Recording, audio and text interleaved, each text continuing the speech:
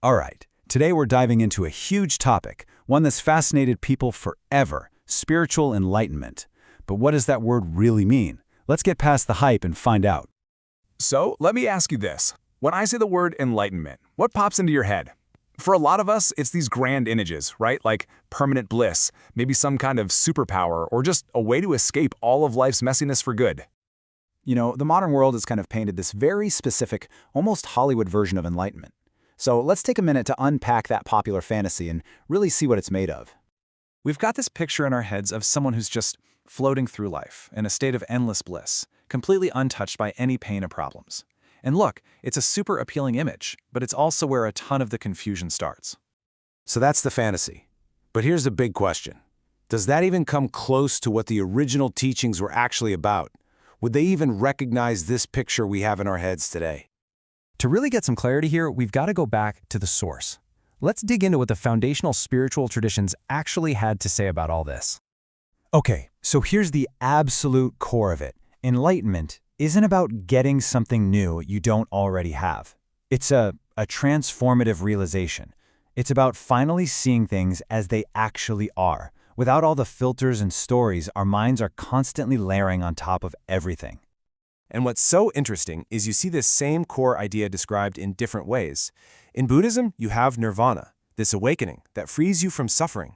In Hinduism, it's called moksha, which is this profound realization that your true self is actually one with everything. The words are different, but the goal is the same: liberation. This quote just nails it. Enlightenment is a process of subtraction, not addition.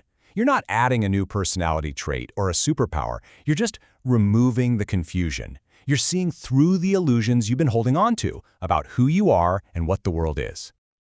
All right, so with that foundation, let's start busting some major myths. And the first one is a big one. This idea that enlightenment is basically a one-way ticket to nonstop happiness. The myth promises that once you're enlightened, that's it. No more bad days, no more difficulties, just a constant state of euphoric joy. It's easy to see why we do this. We might have a powerful experience in meditation and think, aha, that's it. I just need to make this feeling last forever.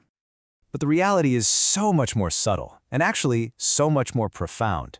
Enlightened people still feel grief. They still get sick. They still face challenges.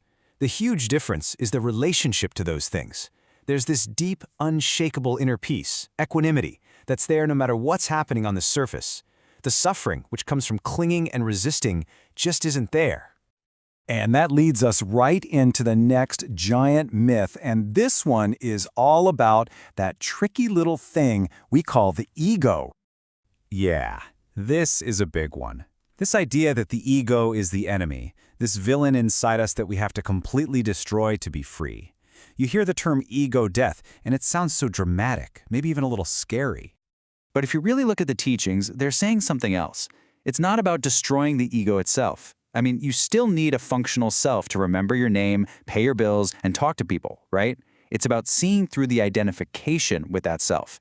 You stop believing that you are this limited, separate story of me. You don't become nothing. You realize you're everything. So that brings up a really important question. If these ideas are myths, why are they so everywhere? Why do so many of us have this same kind of distorted idea about what enlightenment is? Well, it turns out there are a few key reasons for this, and they have to do with both our own psychology and the culture we live in. They explain why the real meaning can get so lost in translation. This really breaks it down for us. First off, our own ego is brilliant at hijacking the whole process. It hears enlightenment and immediately turns it into the ultimate personal trophy to achieve. Then you've got consumer culture, which is more than happy to package it up and sell it to you as a weekend retreat. Third, it's so easy to get hooked on those temporary blissful feelings, those peak experiences, and mistake them for the real deal. And finally, language itself just falls short. Words can point the way, but they can't ever capture the experience itself. Okay, so if we can start to let go of these myths of permanent bliss and destroying the ego, what are we left with?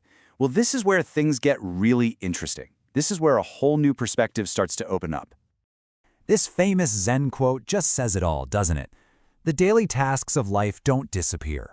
You still have to do the dishes. You still have to take out the trash.